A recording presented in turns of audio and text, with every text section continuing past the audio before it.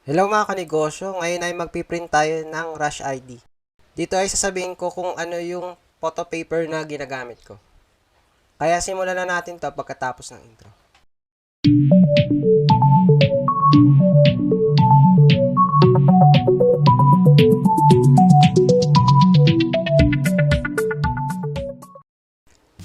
Hello mga kanegosyo, welcome sa aking channel. Ang channel na to ay tungkol sa printing. Kung interesado ka sa mga ganitong bagay, palike, subscribe at hit mo na rin ang notification bell para updated ka palagi sa mga video na upload ko na may kinalaman sa printing business. Ang pag-uusapan natin ngayon ay kung ano yung ginagamit kong photo paper sa Rush ID. Ito yung mga 1x1, 2x2, saka passport size. Ang isa sa mga ginagamit ko sa Rush ID ay itong RC Satin photo paper. A4 size, 260 GSM. Ang maganda sa photo paper na to ay pwede kayong gumamit ng printer na Epson L120 o Epson L121. At Epson L120 printer yung gagamitin natin mamaya sa pagprint ng Rush ID. Pag bumili pala kayo ng photo paper na to, ano na siya, 20 sheets. Meron pa ako isang photo paper na ginagamit. Ito naman ay yung Fujifilm Premium Photo Paper. Satin type din siya mga kanegosyo. 235 GSM. At ikukumpara ko silang dalawa mamaya. Tignan natin mamaya kung sino yung may magandang photo paper. Bali yan yung dalawang photo paper na ginagamit ko sa Rush ID. Maglalagay pala ako ng link dyan sa description box ng aking YouTube channel. Check nyo na lang kung saan ko siya binili.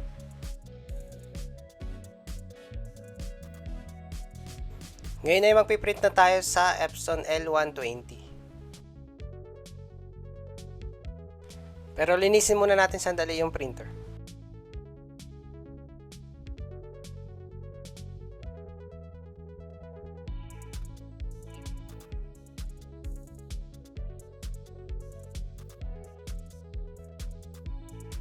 Nalinis ko na mga kanegosyo, ngayon ay magprint na tayo.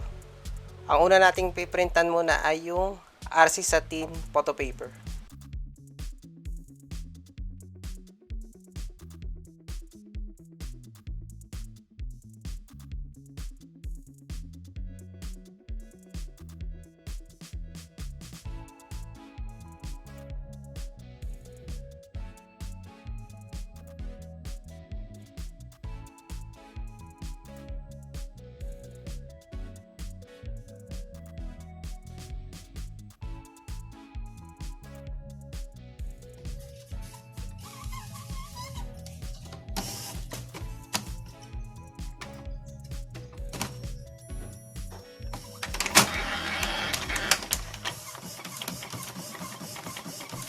Ngayon ay nagsisimula na mag-print. Nag-print tayo ng 2x2 picture.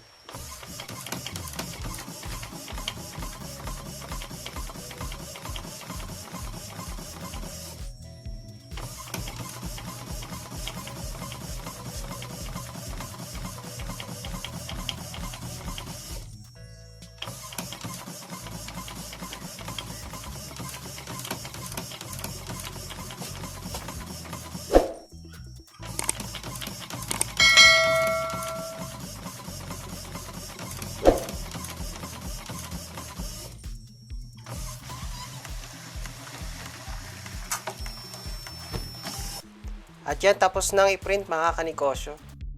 Yan yung resulta no sa RC Satin photo paper. Diba ang ganda? Ang susunod naman nating piprintan ay yung Fujifilm Satin.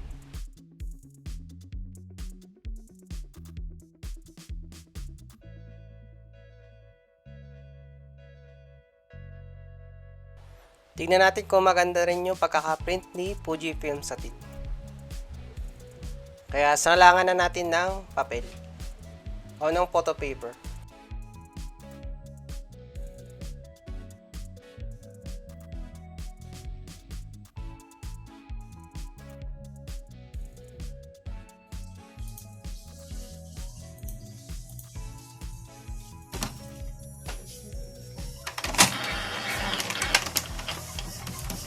Yan, nagpiprint na. Hintayin na lang natin matapos yung print.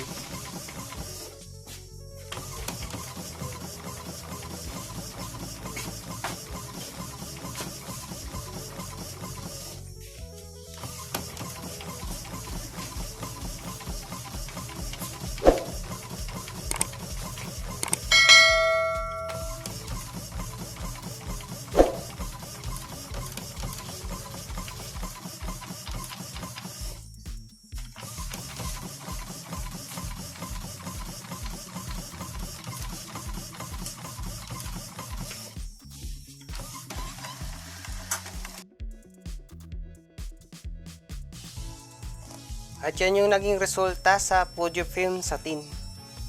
Maganda rin siya mga kanegosyo. Bali, cutting na tayo.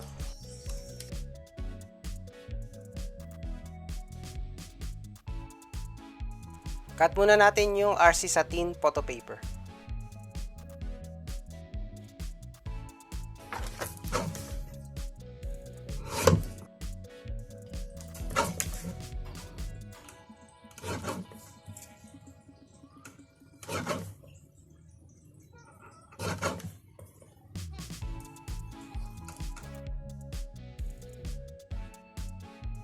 Yan yung itsura ng print sa RC Satin photo paper. Meron siyang crystal effect. Tapos sa papel niya, medyo manipis siya. Bagay na bagay itong Rush ID na ito kung ilalagay sa ID, tapos ilalaminate. Kasi less bubbles yung mangyayari kapag manipis na photo paper lang yung gagamitin natin.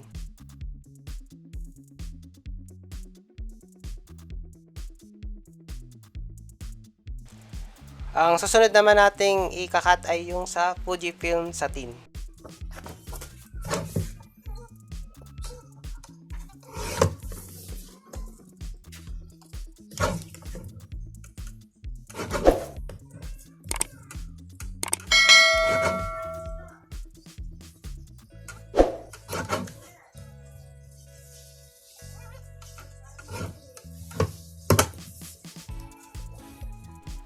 Ito naman yung resulta ng print sa Fujifilm Satin. Maganda din siya. Meron din siyang crystal effect, pero mas less siya kaysa dun kay RC Satin. Tapos mas makapal siya kaysa kay RC Satin. Kahit 260 GSM yung nakasulat dun sa pack ni RC Satin, ay mas makapal pa rin si Fujifilm Satin. Pero all in all, parehas silang maganda. Kaya itong dalawang to yung pinaka gusto kong photo paper na ginagamit sa Rush ID. Hanggang dito na lang mga kanegosyo. Pa-like, subscribe at hit mo na rin ang notification bell para updated ka palagi sa mga video na upload ko na may kinalaman sa printing business. Thank you!